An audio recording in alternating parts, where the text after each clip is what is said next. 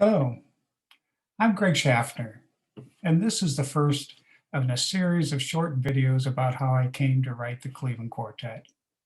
I spent 10 years working on these four books. It's been a longer and much stranger journey than I ever expected. This one's about that first glimmer of an idea. Looking back, it's hard to remember exactly how it got started. It wasn't with any big plan. As best as I can recall, it started with an idea that had a certain glimmer of attraction for me, kind of like a street light with a moth flittering around it. Streetlight said, "Hey, look over here." The moth kept asking, "Why?" over and over again in a desperate, feathery voice. It wasn't looking at me, and its question seemed to be aimed at the universe. Since it wasn't talking to me, I decided to look in the direction the moth was facing.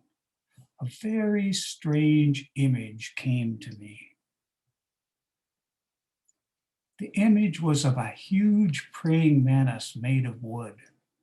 I mean, 10, 12 feet high, that kind of huge. And the question was why?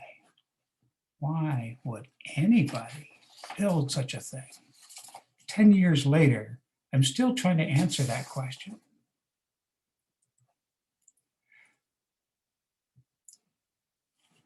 The standard advice to new writers is to write about what you know.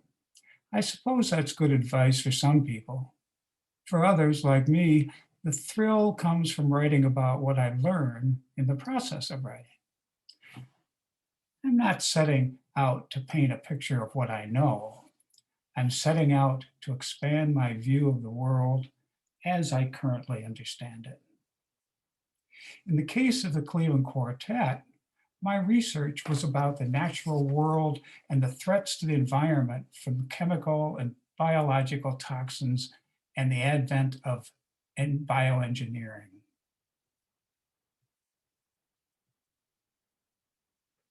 What did I know about any of this when I started out? Pardon the visual pun, but I didn't know squat. But I'm getting ahead of myself. In the beginning, all I had to work with was this image of a huge wooden praying mantis.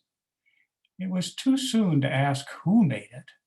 First, I had to figure out what this strange artifact was. I was like a paleontologist unearthing an unknown creature from the distant past. Until I had done a lot of digging and research, I was not going to be able to say just what this artifact was. I'd be better off starting with the moth's question: why? Why do strange things emerge out of the ground?